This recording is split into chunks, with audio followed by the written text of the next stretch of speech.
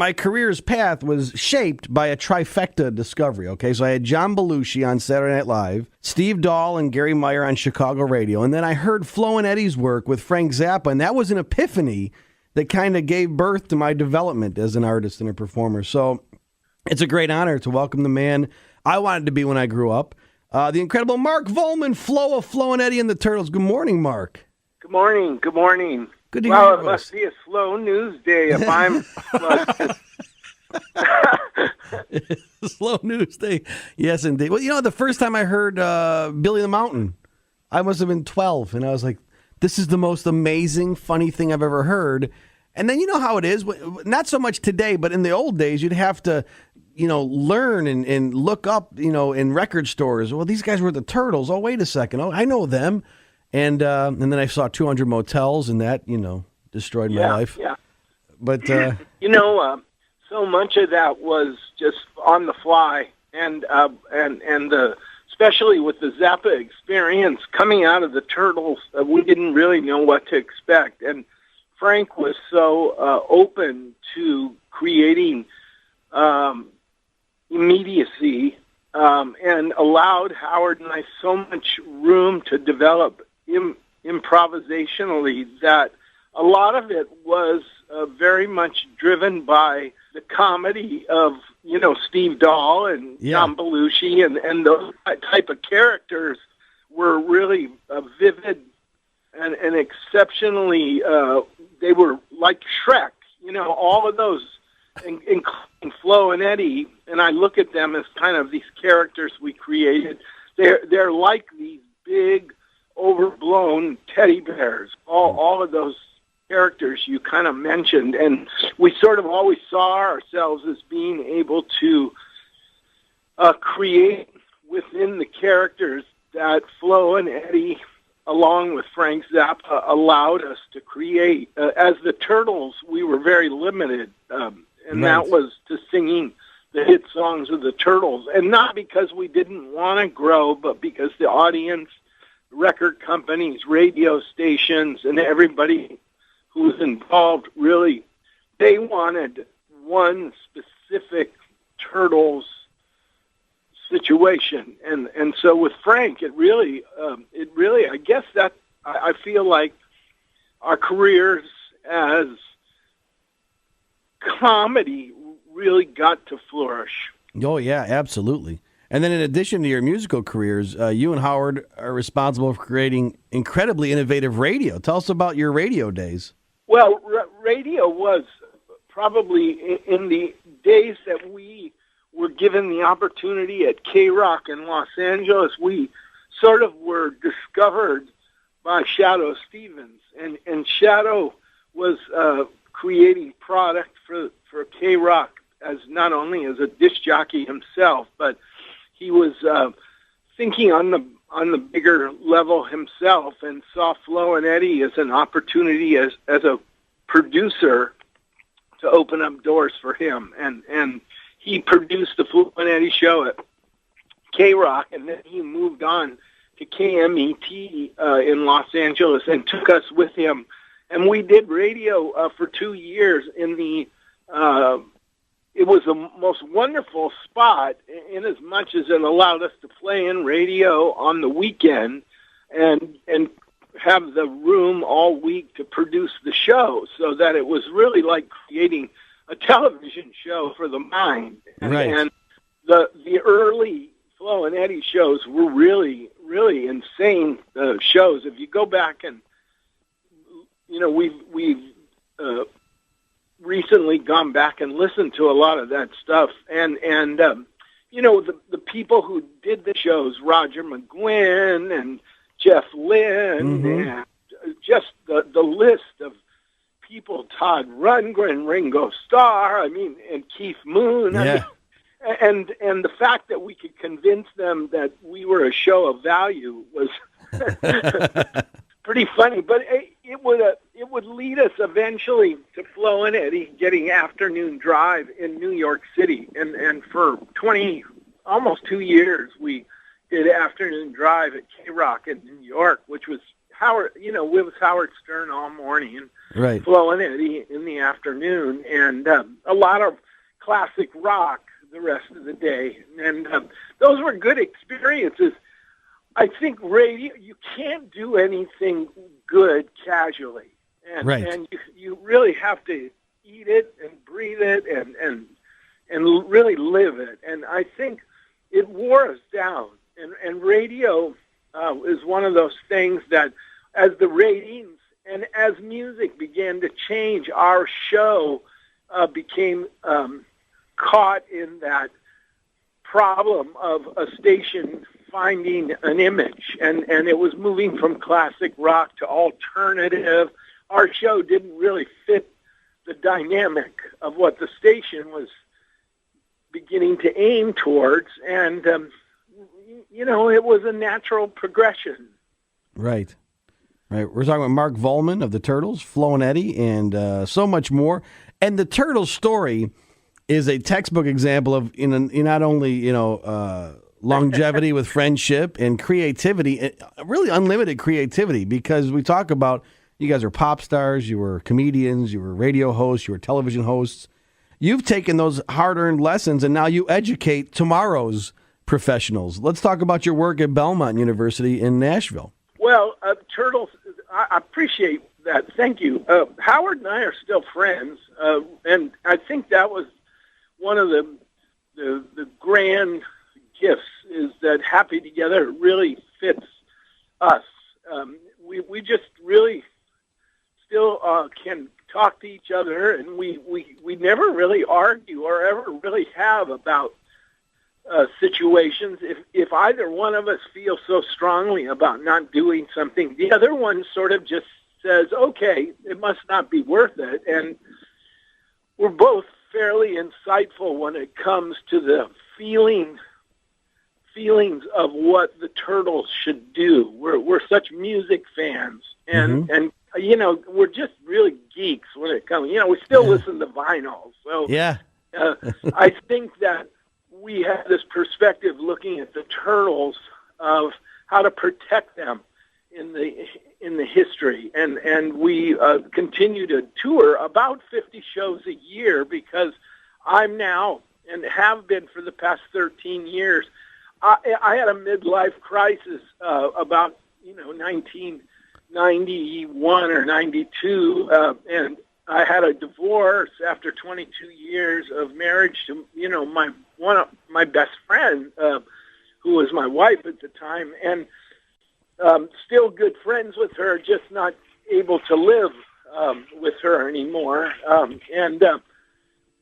It was the best thing that ever happened to me, for the fact that it opened up my curiosity about doing other things with my free time.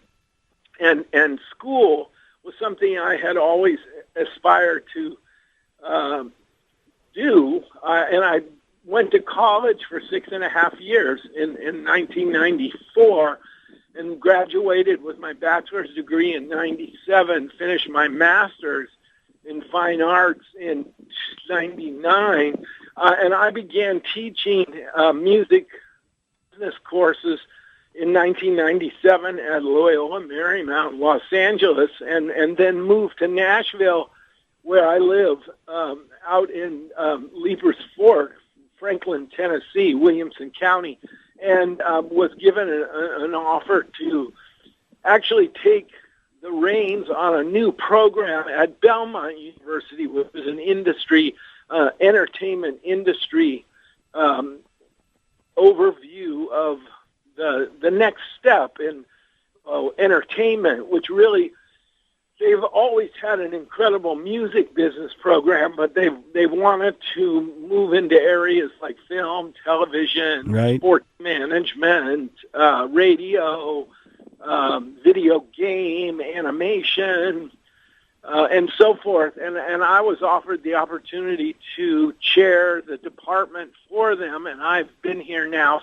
This is my, I guess, 6th or 7th year. And so I teach as a full-time professor spring and fall at Belmont University, and I'm the chair of the College of Entertainment and Music Business, the Entertainment Industry Studies emphasis, and we have, a songwriting emphasis, we have a music business emphasis, we have a technology emphasis, and so it's really a great opportunity for me to work with young singers and musicians.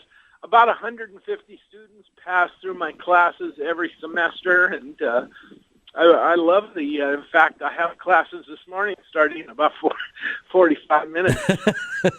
Well, thanks for taking time with us today. When you hear about the kids going to the school and learning business, boy, wouldn't that have been something if all the Turtles and the Raspberries and the Beatles, if they had the business sense, Well, one of the interesting things as I've grown into this industry, so many of the people who I grew up with, the musicians, and the people you're talking about, Steve Cropper, who I see a lot here in town, Felix Cavallari, Tommy James, Rob Grill, all these, Carl Chiamorisi, all of these great singers and part of music history. I find myself doing a lot of question and answering and consulting with all of them who call me with lots of questions about ownership and intellectual property, and they are curious about what they missed out on. Mm-hmm. And their ownership for most of them is very small. I spoke with Frankie Valli recently, and we were talking about the fact that him and Bob Gaudio own all of the original recordings, and they're very unique in as much as they're one of the groups from that era that had the business savvy. Right. Bob was very savvy about business, not Frankie so much, right? But Bob really was, and so it's very interesting as I've grown into this fabulous. And I say blessing because it truly is a grand opportunity to work with so many young and they're very naive about reality when it comes to the concepts of business. And so it's great for me because I kind of can look at the history of popular music from the fact I was in it, and then I can look at where we are today in the industry of entertainment and music. And then we must sort of project as a class and as a body of people trying to create the next generation musically, creatively, artistically, how to apply that to our lives. Because really part of being in the music business immediately is understanding it's a short-lived industry in terms of as an artist. Yeah. Because of the progression and the way time is, and the way art works, it turns over very quickly. Mm-hmm. And the journey that a young musician or singer goes on, if it lasts a long time, you're very, very lucky. And I was lucky to get to work with not only my partner in a lifetime commitment to this project we're in called The Turtles, but Frank Zappa gave us a real wonderful perspective. Yeah. And he was able to kind of look at life and say, life is to create forever within the context of a career, but not to review until you're done creating. And his thing was that each individual project was unique to a particular artist creating a lifetime of a body of work. And that body of work is when, there's probably one big review will come in at the end and say, you did okay. And that really opens up the door to the concepts of failure and success, and realizing that success and failure really function individually together, and that without failure, you never have a perspective on your success. And that was Frank really helped me see that it gave me, really rooted me in realizing that the continuing saga of artistic development is really the art form, not any singular project you do or any single hit song or any So you can't worry about a project not succeeding. It might be its development stage to the next project that's going to be very successful. And what is successful anyway? I mean, Frank Zappa never sold as many records as Taylor Swift, but who's more influential in the history of popular music? You're right. We're talking with Mark Volman. Mark, your spirituality has also come to the forefront of your activities, being that you came up in the 60s. There was a lot of soul searching and a lot of stuff out there for people to delve into and perhaps contemplate, but that's come to the forefront these days for you as well, hasn't it? Well, when I started college at Loyola Marymount, it's a Jesuit university. I was raised in a family, very forgiving family. My father was Jewish. My mother was Catholic. They were married during a time in American history where that was a very challenging commitment. I was raised as a Catholic, but I always appreciated the Jewish religion. And when I went to Loyola Marymount as a full-grown student, mentally, I was prepared at that time, especially after the 60s, where the 60s revolution sort of wrapped itself around the philosophies of the Indian philosophies that were really perpetuated as the Beatles discovered the yogis, and we kind of saw Pete Townsend discover Janoff and all of these different screen therapies and Scientology, and kind of went through all of those along with everybody else back at that period of time. But as I approached middle age, I wanted to sort of explore my backgrounds as a young person in my religion, and went to a Catholic university where I did a minor in theology, and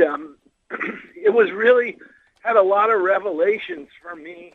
I was baptized a Methodist in 1994 or 1995. I was baptized a Methodist, and in fact became a lay minister in the Methodist Church, and actually began my studies as a PhD in expository preaching and pulpit communication, not so much to work in the business of divinity, but to learn more about philosophy, psychology, and theology. And that has stayed with me, in getting the opportunity to be here in a Christian environment, which Belmont is this is a heavy morning show. I thought we were going to talk about lesbians and things. Lesbians.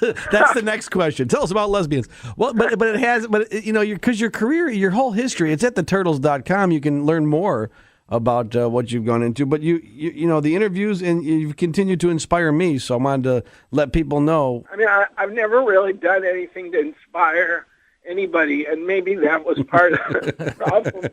Was that I really discovered value in, I guess, the things that I value, and I think that they became more organized. And I think when I went to the university as a student, it taught me, I was just such a poor student in high school, and it wasn't because I didn't. It wasn't because I wasn't smart. It was just because that was I attracted people because I was loud. And I was the comedy, when I was the class clown. And Howard, partner, was always the smart guy. He was the valedictorian in high school, and so that was a really comfortable position to kind of bury myself in. And so when I went to college, I graduated from Loyola with my bachelor's degree in communications. I was magna cum laude, and I actually was the valedictorian of the 1990s. All right. Class. So I sort of was able to look at myself and realize that I had really blossomed in my 40s. Intellectually speaking, I knew how to go to college and make a commitment. And when I finished my master's, and I was in that unique position of being in the top 2 or 3% of my graduating class.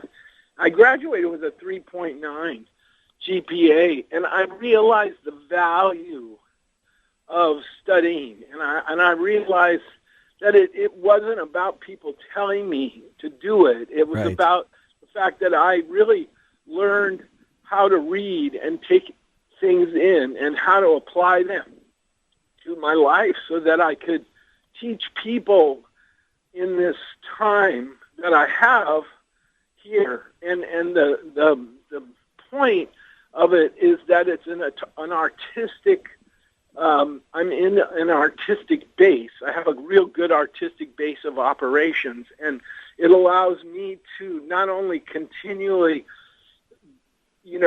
reflect on my history and be in the present, because I'm still doing the Turtles right, and still creating, but I'm also working with a lot of younger people who don't have the ability spiritually, emotionally, intellectually to kind of they haven't discovered what their thing is right. yet. And so I'm in a unique position to help them kind of not discover that thing, but to begin to assume some responsibility for the things that they want to do, and to learn how to give in to creativity and not be afraid to try to do things that might not fit the normal patterns that their families expected, but to challenge themselves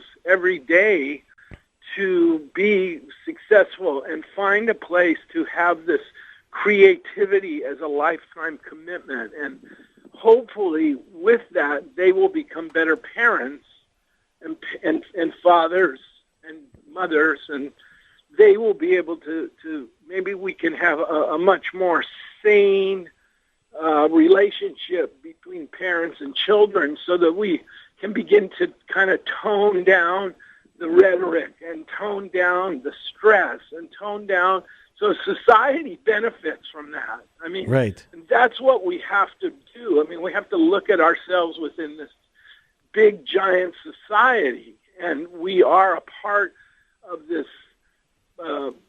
part and parcel of that. And it's really important for us to have that vision for all of us to become better people first. Because, I mean, we see what happens.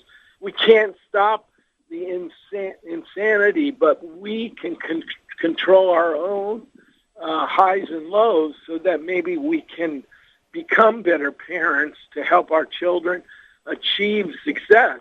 And this gives me a very unique position. And it might be because I was on tour so much that I sort of missed that with my children. And that by teaching, I'm able to finally maybe do that. And that's the thing that I've sort of discovered about myself, was that as I was sort of caught up and wrapped up in my own life and survival as a member of the Turtles and going through the rock and roll world I was in, it was pretty singularly all about me. Yes. And so going to college and sort of being able to reflect on where I am in my life, I realized it's not, that wasn't a bad thing, but it's allowed me to kind of put myself in a much better position perspective-wise to help others who are aspiring, and for me to kind of stop competing but to help them find a way to do what I got a chance to do. Well, there you have it. There's Mark Volman from the Turtles to Belmont University. And now, what time does your class start? We got like 20 minutes to get to class. Tuesdays and Thursdays, I have classes from 8 to 1, and then Monday and Wednesday, I have classes from about 9 to about, 2 o'clock. And Friday, I keep for administrative work. I'm right in the middle of negotiating a summer tour that we're going to do, Happy Together 2011. All right. With the Turtles, the Buckinghams, the Grassroots, the Association, and Mark Lindsay. Oh, yeah. Okay. And we're going to take a tour around the United States for 30 cities. So I'm right in the middle of trying to get a little more money out of the promoters.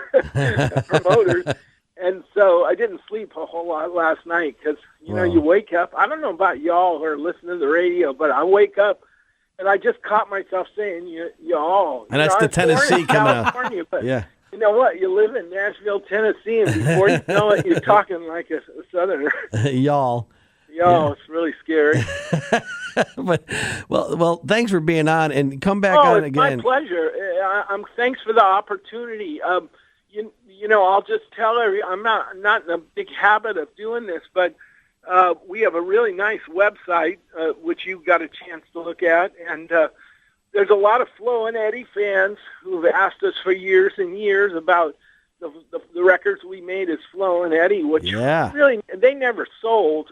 But we built a really good fan base of like very unique people, and insane unique people. Yeah. All the Flo and Eddie material we've been able to get back, and have finally got up on the world's biggest record store called iTunes, and so now all of our music, the Turtles' greatest hits, all of the albums, Battle of the Bands, and Battle of the Bands, sure.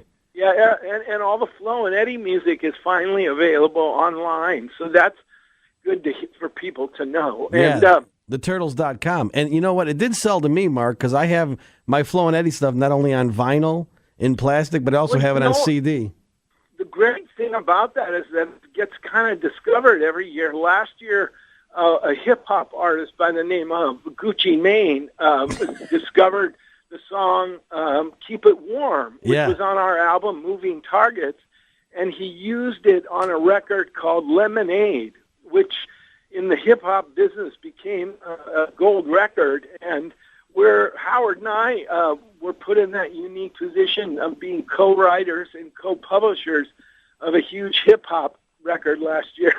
And so it's kind of interesting how the people who are out there in the industry that are, looking for things to sample and put your music in cartoons, and Shrek used our record this past Halloween, and the Scared Shrekless, they used Happy Together, and we're like in that Bob Gaudio position. We finally own all of the recordings. So a good time to own it, right?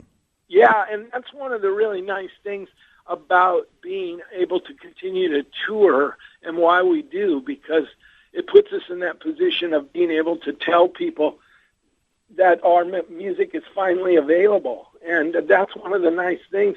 I think the online record business has gotten better for artists like us, because record companies don't put out, old music anymore. And so the fact that we can use the online industries, and for us, we own it. So we get to make, the profits that the record companies used to make. We are now those people. And so it's a unique situation, but it's also for us finally in a position of a reward for us.